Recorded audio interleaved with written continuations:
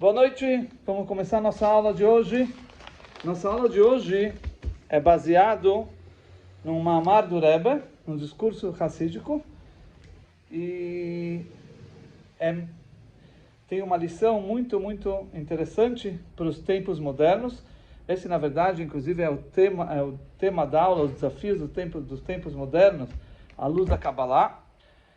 E vamos ver a importância da nossa época, no contexto histórico, como a nossa época, na verdade, é o mais importante de todas as épocas. Por mais estranho que possa parecer. Tá bom. Isso começa baseado num versículo em Michá. Tem um profeta chamado Michá, e lá consta o seguinte verso, frase. Como os dias da sua saída da terra do Egito, mostrarei maravilhas, milagres fantásticos. O que está falando esse versículo? Na verdade, esse versículo está falando sobre a redenção verdadeira e completa. O que quer dizer? Que a redenção verdadeira e completa vai ser de uma maneira que Deus vai mostrar grandes milagres, fantásticos milagres. Mas essa redenção verdadeira e completa, que é a redenção de Mashiach, ela é comparada com a saída do Egito. Aqui diz, como os dias da saída do Egito, eu vou mostrar maravilhas, milagres. Como os dias da saída do Egito. Então, a primeira pergunta, na verdade, o Zohar, livro básico da Kabbalah, questiona esse versículo, quer dizer, pergunta para entender, como assim os dias da saída do Egito, no plural? Foi um dia, o povo judeu estava em Ramsés, ele foi para Sukkot, acabou, saiu do Egito, foi um dia isso, essa passagem foi um dia, ok? Ou seja, a saída do Egito foi um dia. Então, como o profeta aqui, nesse versículo, fala como os dias, no plural, da saída do Egito. Foi um dia, afinal.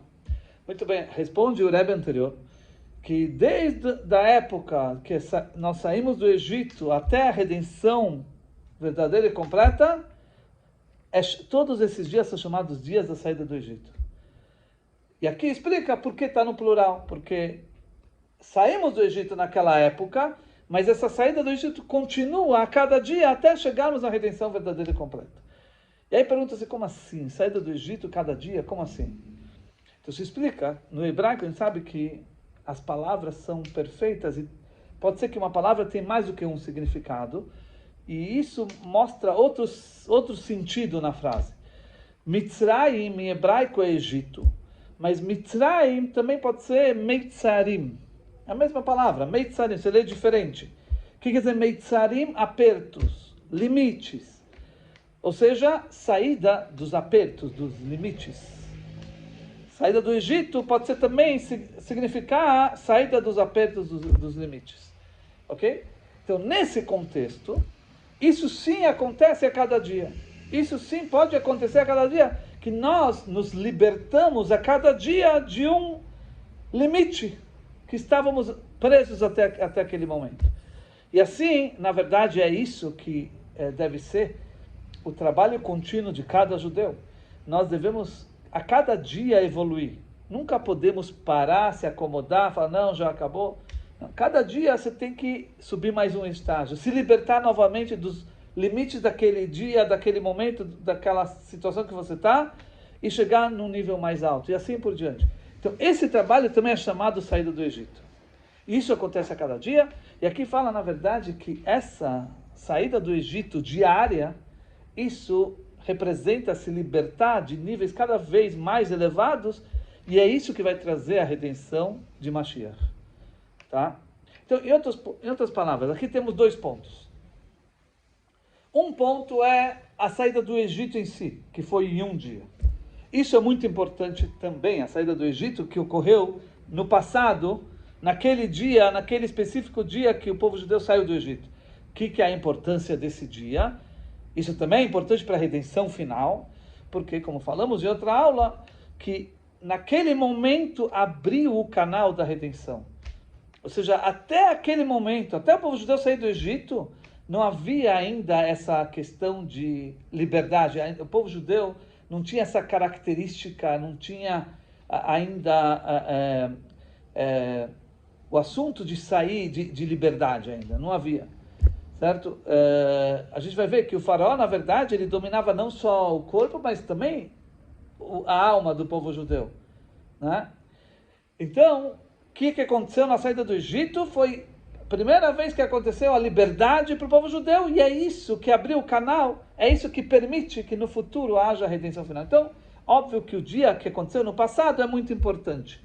É muito importante porque isso vai chegar, isso vai levar à redenção final. Se não fosse esse dia, não chegaríamos à redenção final. Só lembrei, eu esqueci de falar no começo, essa aula, de novo, a gente está fazendo esse ciclo de palestras em elevação da Neshama de Dvorah Bat Avraham, né?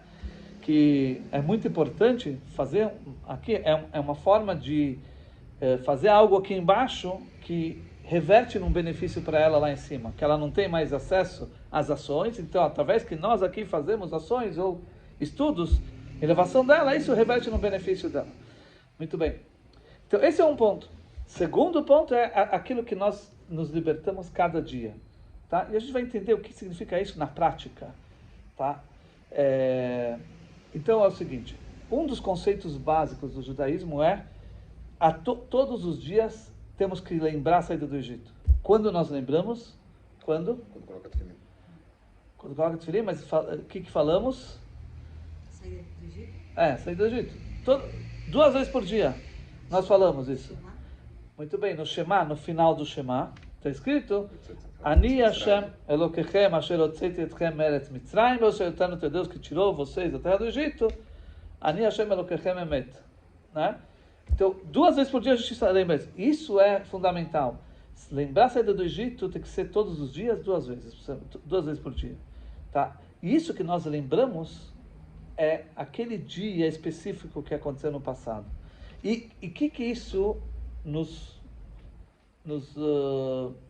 em que isso serve para nós? Em que essa lembrança ajuda a nós?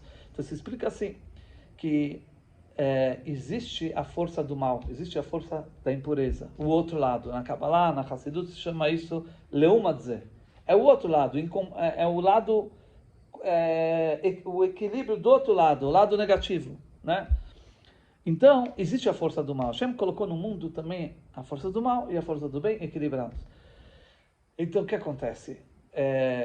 Muitas vezes a pessoa se depara com dificuldades, empecilhos que impedem ela de seguir os caminhos de Hashem, de fazer o que Deus quer, de estudar a Torá, de cumprir mitzvot. Tá?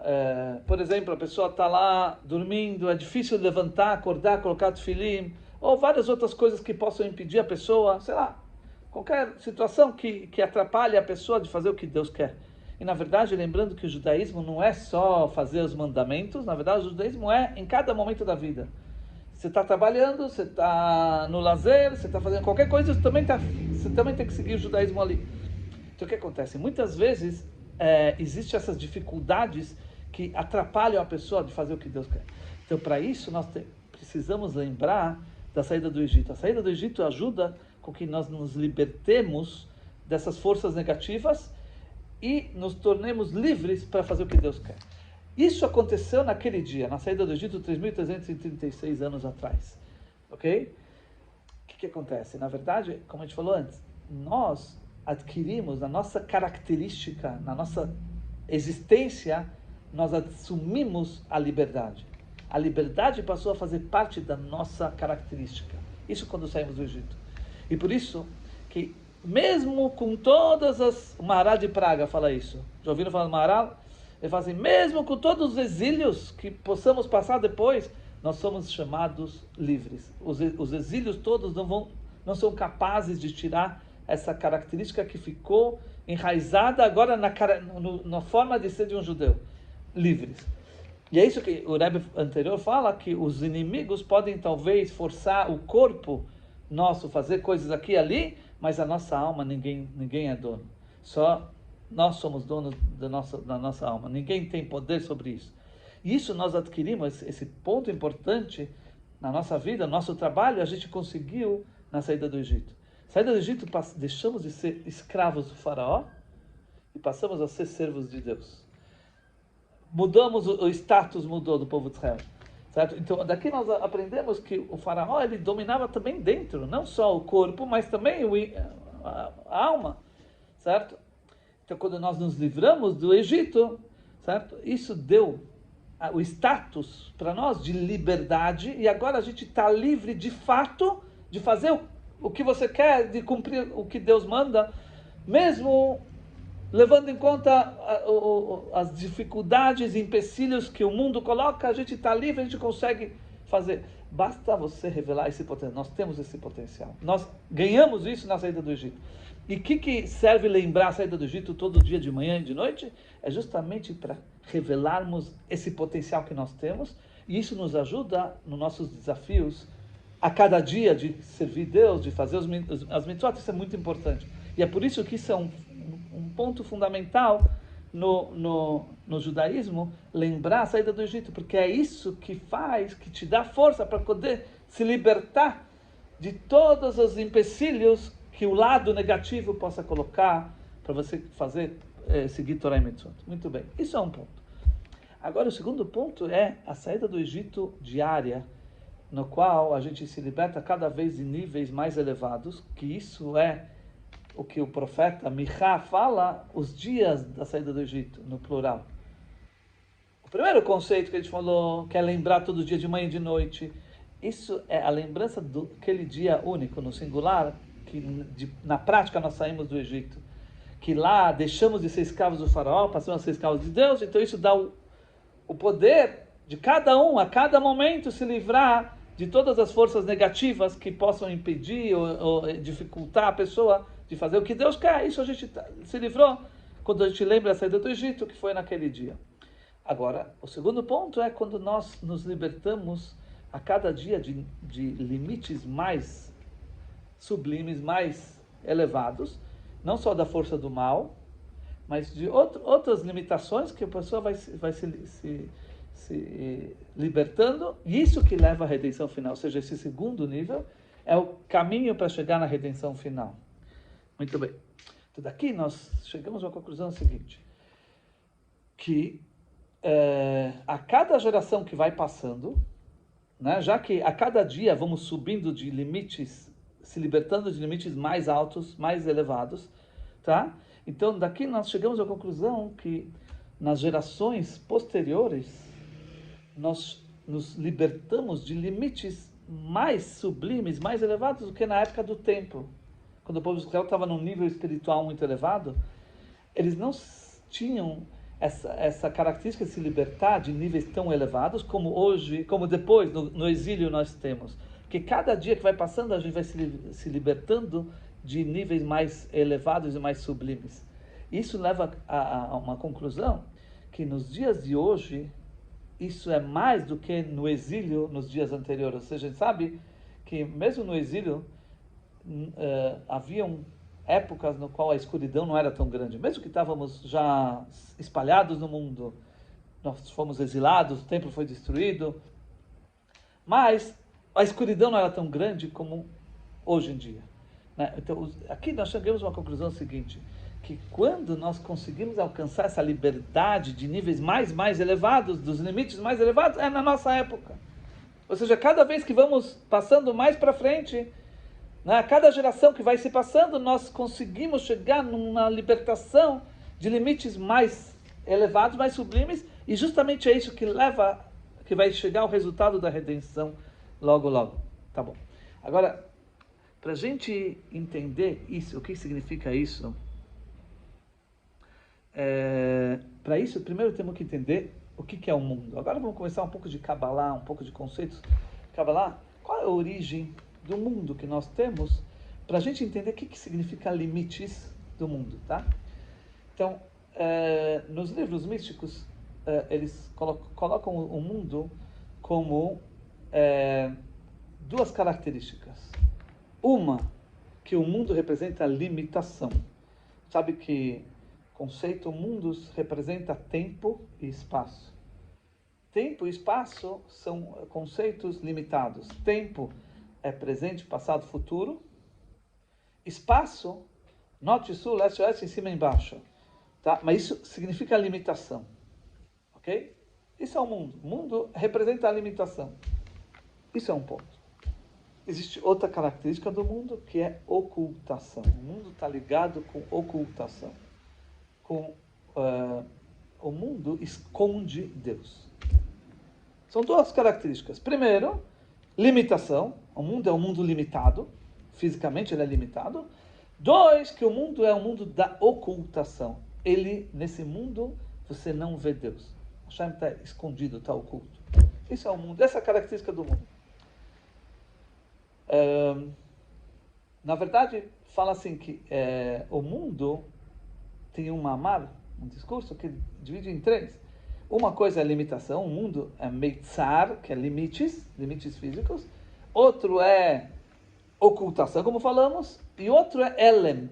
Elem significa, em hebraico, juventude, força.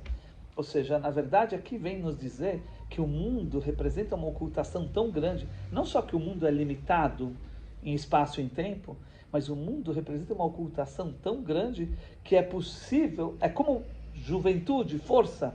Ou seja, a ocultação que tem de Deus no mundo é algo tão forte, certo? Que pode chegar até uma situação da escravidão no Egito. Isso é uma coisa terrível. Ou pode chegar até a situação de exílio, de sofrimento, de coisas assim. Por quê? Porque o mundo representa uma ocultação de Hashem muito grande. Tá? Então, esse é o conceito mundo. Esse é o conceito mundo. Agora, se aprofundando um pouco mais. Qual é a fonte do mundo nos livros místicos? Não sei se ouviram falar desses conceitos. Antes da criação do mundo, havia a luz divina que preenchia todo o espaço. Você lembra dele? Acho que sim. Talvez eu não ensine. Já vamos continuar? Sim.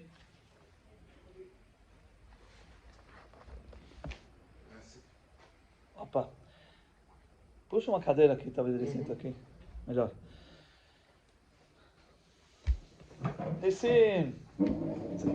Vai. Tudo bem? Podia vir de shorts à vontade aqui, não. O importante é a sua presença. Não. Sim. Muito bom. Então, agora, partindo um pouco mais, subindo um pouco mais, na Cabala. Então, antes de ter mundo, havia a luz de Deus pura, só tinha Deus. É só a luz de Deus. É algo, ou seja, é algo muito espiritual, muito intenso, que naquela realidade não tem como ter mundo. Mundo não pode ter um mundo físico, ou o mundo que nós conhecemos, onde tem o que tem no mundo, crueldade, maldade, tudo isso.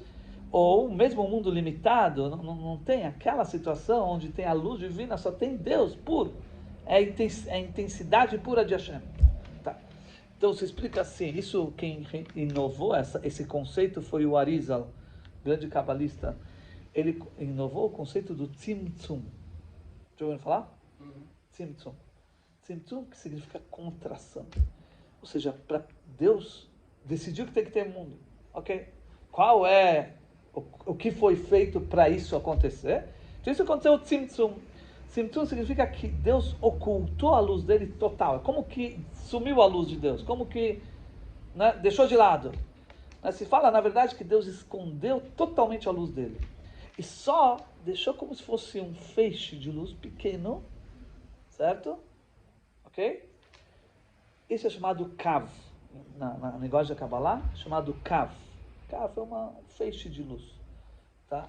E esse feixe de luz consta nos livros que também foi havendo também contrações várias, mesmo que era um feixe de luz incomparável com a luz que era antes. É muito menor. Né? Ou seja, a contração primeira fez com que aquela luz ficasse infinitamente menos intensa e menos, certo? Ok? Mas mesmo assim, ainda para criar o mundo, ainda era muito longe. Então precisava passar por várias ocultações, até que finalmente criou o mundo físico. Com tudo que ele tem, com a maldade, lado do mal, lado da impureza, etc. Ok? Então, se explica nos livros místicos assim, que qual é a origem do mundo? É justamente esse cavo, esse feixe. Agora, a luz antes do Tzimtzum, antes da contração, não poderia ser a fonte do mundo. Por quê? Por dois motivos. Primeiramente, aquela luz não tem limite, não tem em cima e embaixo. É uma luz totalmente fora de definição, não tem como definir, porque ela está acima de qualquer definição. Então a luz antes do Tzimtzum, ela é totalmente infinita. Já o feixe de luz que veio depois da contração, lá sim existe o conceito em cima e embaixo. Lá, assim consta nos livros, lá sim, já que diminuiu muito o nível, né, da luz que era antes para agora, então aqui existe sim o conceito em cima e embaixo.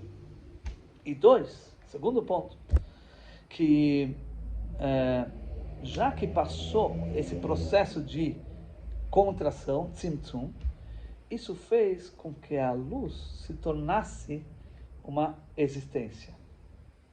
O que quer dizer isso? A luz que está acima antes da contração, ela nem existe porque ela está unida com Deus. Então só tem Deus lá. Não tem... É como, só para te dar um exemplo, imagina, você tem o Sol, tá? Você vê que o raio que sai do Sol, cada vez que ele vai se afastando, ele vai diminuindo. Tá? Então, quanto mais o raio está próximo, mais forte ele é. Tá? Agora, imagina esse raio, que ele tem o poder de chegar tão longe. Imagina ele dentro da bola de fogo, dentro do Sol. O que acontece? Não tem mais raio, tem só o Sol. Ok? Então, a luz divina, antes da contração, não tinha luz lá, é só Deus. Ela está anulada. Então, ela não pode ser... Para ser origem para o mundo, tem que ser algo que seja uma existência. Aquela luz não é uma existência porque ela está totalmente carente de existência. Lá não tem existência, ela está unida com Deus, só tem Deus. Certo? Agora, já que o feixe de luz que vem depois da contração, aqui sim, houve, por causa da contração do Tzimtzum, isso fez com que aquela luz se tornasse sim uma existência. Ela passou a ser uma existência. E é por isso que ela pode dar origem ao mundo, que é uma existência. E daqui vem a característica do mundo de arrogância, de prepotência, ou do mundo, o mundo que nós conhecemos é um mundo no qual você não enxerga Deus, você não vê divindade. Por isso, o mundo parece ser autossuficiente, parece que ele existe por ele mesmo. Certo? É isso de onde vem, justamente do Tzimtzum, dessa contração, e que, já que essa contração causou nesse feixe de luz, que é a fonte do mundo, essa ocultação de Deus, certo? É por isso que no mundo, que é resultado desse feixe de luz, a gente também a gente sente a existência, você sente que você existe, você não vê Deus, você não está anulado para Deus, certo? Então esses dois pontos. Primeiro, que tem limitação, esse feixe de luz tem limitação. Segundo, que esse feixe de luz tem, já que passou pela contração, ele tem justamente o assunto segundo, que é totalmente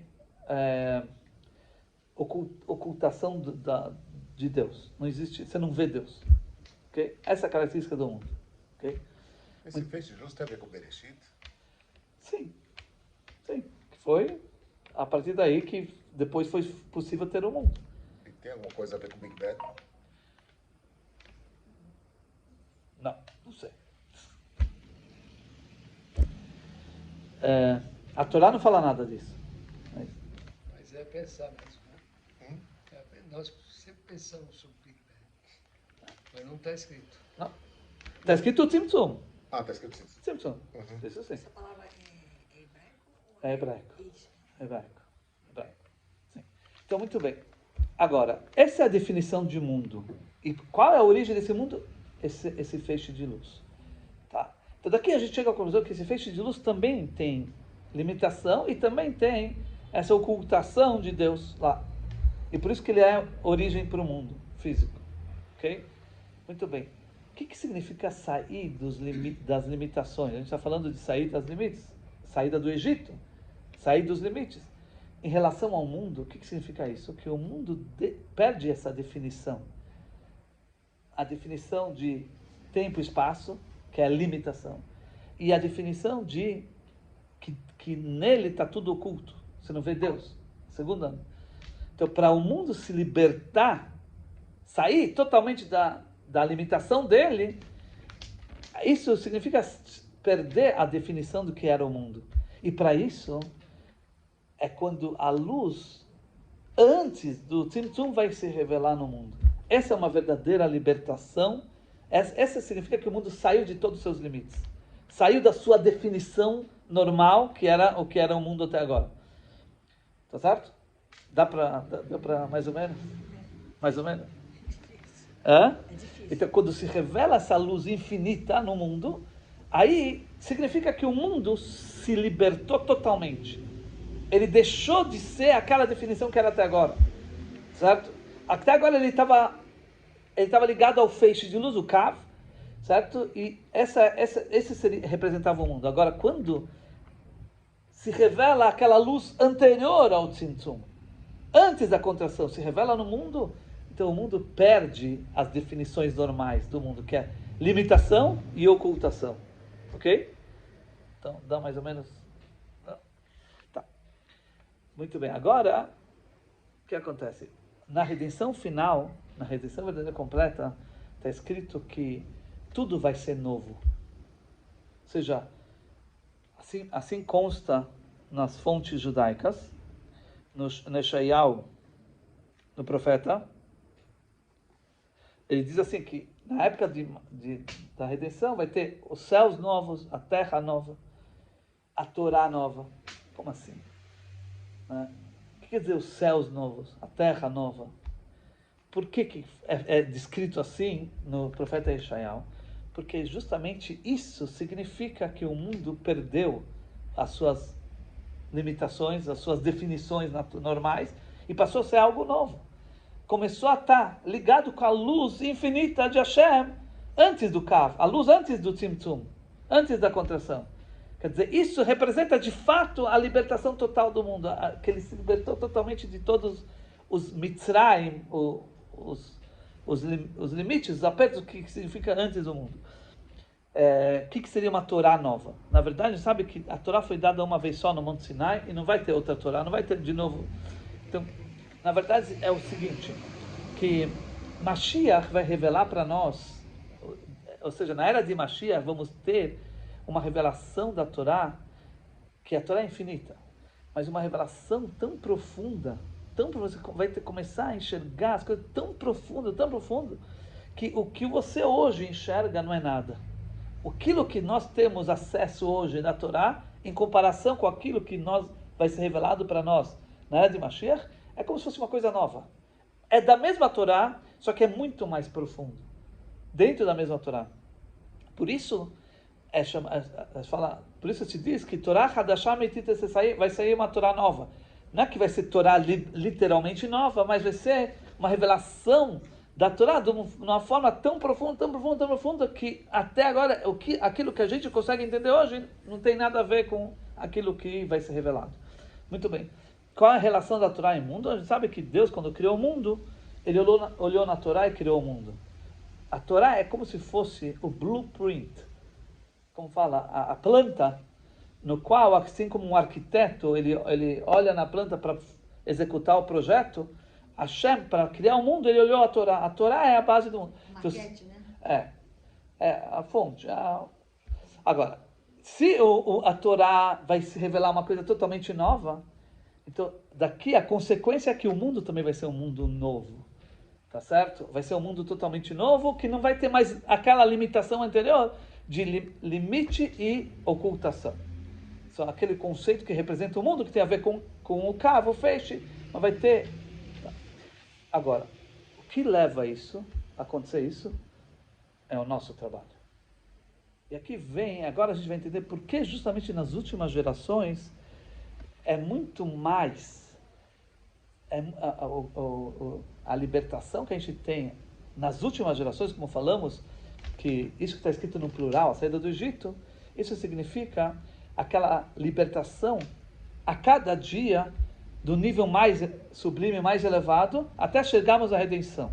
Isso, daqui se deduz que nos últimos dias, antes de Mashiach, vamos estar num nível muito mais alto, vamos estar se libertando de limites muito mais sublimes do que nas gerações anteriores, mesmo na época do templo. Qual é o motivo disso? Quer dizer que a gente estamos chegando a uma conclusão que o trabalho da nossa geração é tão forte e tão importante para a redenção final, mais do que na época do templo. Isso se dá como se fosse um trabalho totalmente novo. Qual o motivo? Na época do templo, na época de Moshe Rabbeinu, Hashem estava revelado.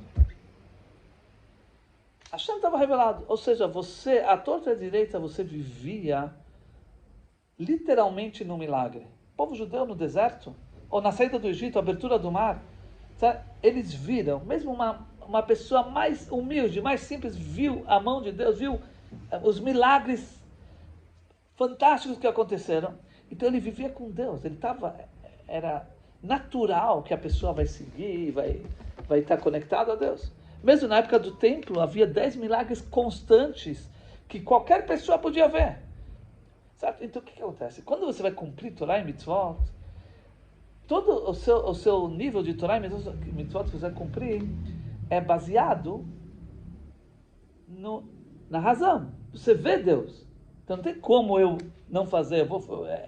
É racional, isso tem a ver com o que eu vejo, com o que eu vivo. Eu vivo vendo Deus, como Deus está revelado, então automaticamente eu vou servir Deus. Eu vou fazer o que Deus quer. Tá certo? Isso é óbvio. Só que acontece, quando vai passando as gerações, e a ocultação vai aumentando, hoje em dia, e principalmente nos últimos dias, na última geração antes de Mashiach, não tem revelação nenhuma. Você não vê nada. E mesmo assim, o povo judeu, ainda assim, eles agora, quando eles servem Deus, eles servem de verdade. Isso é um trabalho novo. Não é um trabalho que depende de uma causa. Antes tinha uma causa, que você via Deus. Então, naturalmente, você vai fazer o que Deus quer. Porque você vivenciava milagres. Hoje não tem mais, você não vê mais. Então, isso que nós servimos hoje, Deus, nós fazemos as mitzvot. Fala o Kaddish, você coloca tefilim, acende velas de Shabbat, vai na sinagoga, estuda a Torá.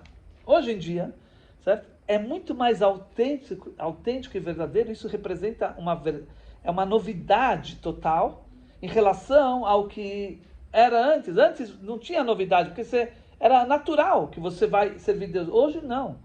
E mesmo assim, hoje o trabalho do povo judeu, mesmo assim a gente continua seguindo Hashem, apesar que a gente não vê nada, a gente não está presenciando na prática como era antigamente, e a gente mesmo assim serve Deus. Isso mostra a autenticidade.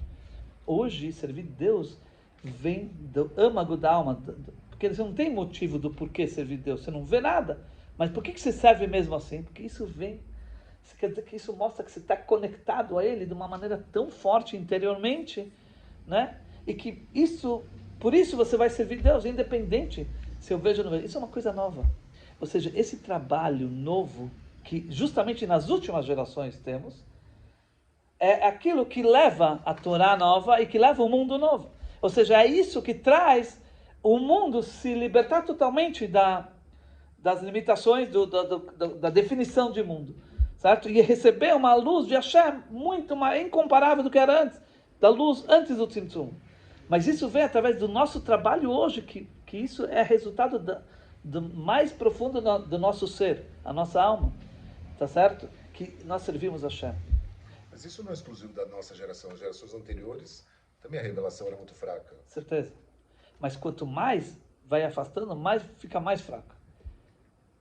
Quanto mais a gente está... Hoje a escuridão, vamos dizer, a inversão de valores hoje totalmente, né, totalmente contrário. Hoje para você servir Deus É um challenge. é um desafio mesmo. É um desafio. Tá certo? E hoje é mais do que a geração anterior. A gente passa cada período tão preto, tão Sim. ruim, como aconteceu no momento do Holocausto 79. Sim. E agora, de novo, você vai ver as universidades lá, estão todas. Normalmente era bandeira nossa, Sim. Palestina, que é isso? Mas É uma escuridão contaminação. complicada. É um momento difícil.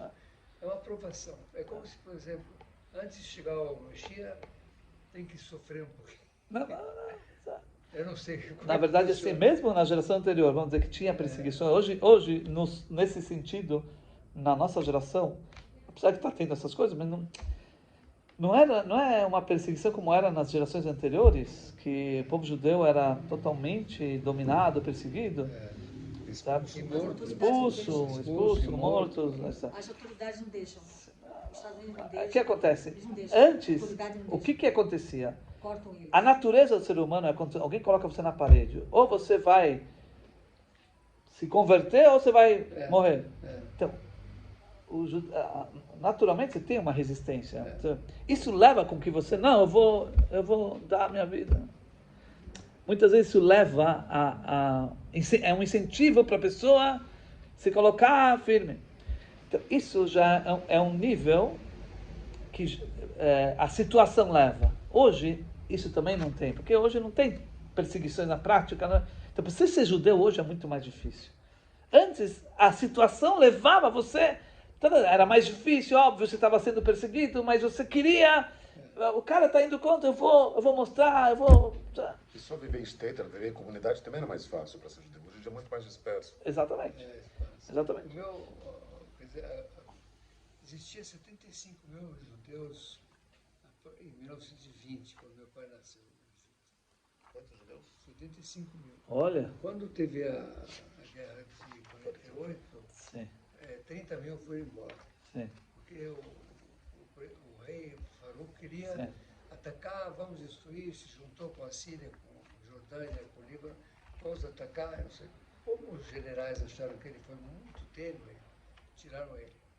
Então, em 52, assumiu Naguib, e um ano depois, o Sunassa entrou. Ele tinha que achar uma maneira de tirar esse restante dos judeus. Quando ele nacionalizou o canal, ele sabia que ia ter uma reação. Em 8 dias, meu pai recebeu o SAI do Egito. 8 dias. Olha. E esses 45 mil judeus Ele nasceu lá, o pai dele nasceu lá. Tem que sair na hora, é Sabe complicado. quantos tem hoje? 5. Você pode pedir indenização hoje do que fizeram isso. Ok. Por isso, está escrito assim, que quando Moshe Rabbeinu, está escrito que Moshe Rabbeinu é o mais humilde de todos os homens. Então o Midrash fala que Deus mostrou a última geração para Moshe. E por isso que fez que Moshe ficasse tão humilde, quando ele viu a última geração, que não tinha revelação nenhuma. Mesmo assim, a gente vem na aula, a gente estuda a Torá, a gente cumpre mitzvot, coloca tefilim e tudo isso. O valor que isso tem é tão grande. Moshe Rabbeinu se sentiu pequeno, imagina. Então, é esse o trabalho da nossa geração. Que é quando a gente vai se libertar das definições normais, que antes era o trabalho, ser judeu estava definido em você ter uma revelação divina e isso te leva a fazer as mitzvot, ou mesmo uma perseguição te leva. Hoje, a forma de cumprir, a gente se libertou de todas essas limitações. Hoje, cumprir judaísmo vem do âmago mesmo, da essência, não porque o motivo tem um motivo lógico, não está ligado com o motivo. O auto-sacrifício hoje é muito maior, vamos dizer, do que antigamente. E é isso que leva, isso que traz a redenção. Porque esse trabalho novo que nunca teve antes é o que traz a consequência de um mundo novo, que não vai estar mais limitado naquela limitação de tempo, espaço e ocultação. Já não vai ser mais isso. Então, o que leva a isso é o trabalho nosso que leva a esse resultado. Ok?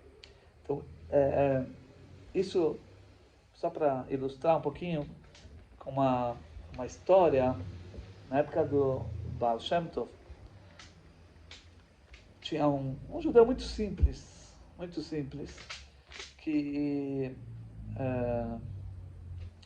ele chegou na refeição, depois do Shabat, bastante fazer uma refeição chamada Melave Malka, com todos os seus alunos, no sábado à noite, e esse judeu entrou onde estava o Baal Shem Tov se levantou, recebeu ele, era um judeu simples. Ninguém entendeu que o Baal Shem Tov está dando tanta honra para um judeu. Todo mundo sabia que ele era, nem entendia, nem sabia estudar nada. E o Baal Shem Tov colocou ele do lado dele. E todo mundo estava espantado, porque conheciam essa pessoa e não sabia o que o Baal Shem Tov. Aí o Baal Shem Tov percebeu que todo mundo estava... Aí ele pediu para ele fazer algum favor para ele, não sei aonde. Aí o Baal Shem Tov falou, eu vou contar para vocês. Esse judeu é um judeu bem humilde, bem simples. Então ele chegou um momento, ele falou, eu quero fazer uma mitzvah para Deus da melhor maneira. E aí ele falou, olha, sabe o que? Em Sukkot, nós costumamos fazer a mitzvah do Lulav e Etrog, né? E ele falou, olha, tem vários níveis de Etrog, nunca eu consigo nada. O Etrog que eu consigo é muito simples e nem sempre consigo. Então ele decidiu desde o começo do ano que eu vou economizar para poder, no final do ano, quando chegar a época de Sukkot, comprar um melhor Etrog. Isso aqui quer dizer economizar na vida desse judeu. O que ele ganhava já não era suficiente para o sustento da família de uma maneira normal, mas mesmo assim o que ele ganhava ele separava uma metade do que ele ganhava, que já era muito pouco, mas separava uma metade e vivia com a outra metade. E a esposa sempre reclamando, mas a gente precisa ter comida, precisa ter isso, não dá, as crianças... Mas ele se segurando. E foi assim, durante todo o ano. A esposa não sabia que ele estava separando ele. Ela pensou que o que ele tinha, o dinheiro. Tá bom. Chegou no final do ano, aí abriu a feira de venda de droga, ele viajou, não sei. Ele juntou tudo que ele arrecadou o ano inteiro, economizou com suor da testa, assim, do esforço. Ele levou, ele realmente comprou o melhor etrog. Com tudo aquele dinheiro acumulado de um ano inteiro, deu para comprar um melhor etrog. Perfeito, lindo, maravilhoso. Ele ficou tão contente, falou, olha, eu vou poder cumprir uma mitzvah de Hashem, como tem que ser. Muito bem. Ele chegou para casa com um etrog lindo. E a mulher, olha que etrog maravilhoso. Como você conseguiu? O que aconteceu? Aí ele falou, não, você não sabe, eu economizei o ano inteiro. Eu peguei do dinheiro que a gente tinha, economizei o ano inteiro para conseguir chegar nesse valor e comprar esse etrog. Ela falou, o quê? A gente sofrendo de comida o ano inteiro e você separou esse dinheiro para comprar o etrog? Ela pegou esse etrog e deu uma mordida. Acabou. Foi pro brejo o etrog. Acabou. Não tem mais conversa.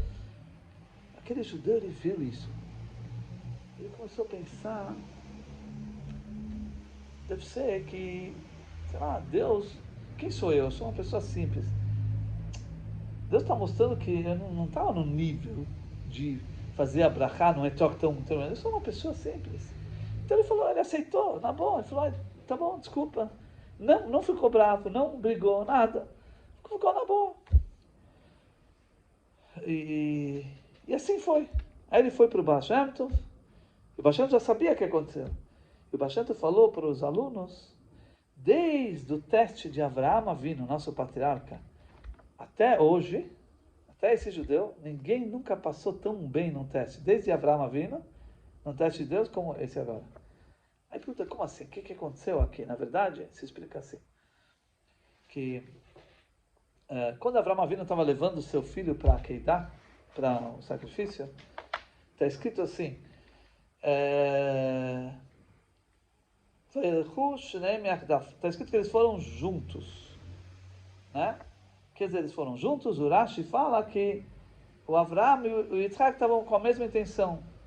O que quer dizer? Que o Avraham sabia o que ia acontecer, o Yitzhak não sabia, mas o Avraham estava tranquilo, igual o Yitzhak, que não sabia o que ia acontecer com ele, mas o Avraham estava tão tranquilo que ele está cumprindo o que Deus mandou, então para ele estava igual o Yitzhak. Muito bem. Aí no meio do caminho, o Yitzhak fala para o Avraham, olha, aqui tem a faca, tem isso, mas cadê o sacrifício? Aí o Avraham já ensinou para ele, olha, se vai ter um sacrifício lá, senão você é o sacrifício. E dá escrito depois, e foram juntos. O Rashi comenta, quer dizer, foram juntos. que agora que o Yitzhak já sabia, ele estava com a mesma intenção que Avraham. Eles foram iguais. Mesmo que ele já sabia, ele foi totalmente abnegado ao pai. Ele estava pronto. Sim? Foram juntos. Muito bem. E aí aconteceu o que aconteceu, né? No final, o Avraham estava pronto a fazer, e Deus veio um anjo, segurou, não fez. Tá. Aí eles estão voltando, e de novo aparece essa mesma palavra quando eles se encontraram porque quando eles foram para fazer o sacrifício do filho, o Avraham levou consigo o Eliezer, que é o escravo, e o Ismael, o outro filho, o mais velho. Tá? Quando chegou na metade do caminho, o Avraham falou para o Ismael e para o Eliezer, fica aqui, a gente vai e depois volta. Tá. Aconteceu o que aconteceu, no meio do caminho o Isaac perguntou, e ele já descobriu o que ia acontecer, ele estava igual a Avraham, no mesmo sentimento. Aí quando voltou, se juntaram aos dois, o Avraham e o Isaac voltou, e se juntou a Eliezer e o Ismael. Aí está escrito, eles foram juntos. Aí o Rashi não explica nada. Aí, se explica, por que o Rashi não explicou nada? Se não me engano, o Rabenotam, que era descendente de Rashi, ele explica que, na verdade, aqui, na volta, quando eles se encontraram com os outros dois, Ismael e Eliezer, eles estavam juntos, voltaram juntos, significa que eles estavam com o mesmo sentimento que os dois, que nem sabiam o que aconteceu. Os dois, Eliezer e Ismael, nem sabiam o que aconteceu, mas o Yitzhak e Avraham, eles eram tão humildes assim, que tudo que eles fizeram, para eles era como que não aconteceu nada. Quer dizer que eles não estavam tipo, olha, eu passei no teste de Hashem, imaginem vocês. O que Avraham e Yitzhak fizeram foi um barulho lá em cima, foi algo estrondoso que serviu para todas as gerações. Hoje nós vivemos do mérito desse ato, que Avraham levou o filho. Imagina que explosão isso significa, que coisa enorme significa. Mas quando Avraham e Yitzhak encontrou Eliezer e o Ismael, está escrito que eles voltaram juntos. E aí a explicação é que eles estavam igual àqueles que não sabiam, os dois que não sabiam, eles estavam igual, como que não aconteceu nada? Quer dizer, isso não fez com que eles se achassem o máximo. Eles continuaram sendo... E é esse que aconteceu com esse judeu do Baal Shem Tov. Que ele, não é que ele estava ciente que eu fiz alguma coisa muito grande. Não, para ele simplesmente colocou na cabeça que deve ser que eu não mereço. Então tá bom, eu aceito, eu não mereço. Não estou no nível de fazer abrahá, não é? Igual Yitzhak e Avraham que falaram, o que a gente fez? A gente fez nada, normal, como se fosse, para não se orgulhar, se colocar em cima. Para quem a gente vê, por exemplo, um tipo de trabalho, certo? Que é como dessa última geração, que a gente não vê, você não vê Deus, mas você faz autêntico, certo? Esse é um mérito da nossa geração. Nossa geração tem essa característica. O trabalho que a gente faz hoje é mais verdadeiro, é mais autêntico, certo? Então, é isso que leva justamente, conforme o Mamar do Rebbe, é isso que justamente vai levar a Mashiach. É essa saída do Egito de todos os dias, que cada dia é mais sublime, então, pode ser que a escuridão é maior, e mesmo assim a gente continua fiéis a Deus, a gente continua seguindo Deus, o que Deus quer, mesmo que a gente não entenda, né? Mas a gente vai fazer. E é isso que justamente é um trabalho novo, que leva ao mundo novo, a céus e terra novo, a Torá nova, que Deus vai olhar da Torá e fazer o mundo, e isso literalmente significa a era de Mashiach, certo? Que o mundo vai receber não só do Kav, mas ele vai receber da luz antes do Tzimtzum, que vai ser totalmente uma liberdade total do que é a definição hoje do mundo, não vai ter mais essa limitação. Que a gente chega a isso agora mesmo, Bezat Hashem. É isso. Excluia. Muito bem.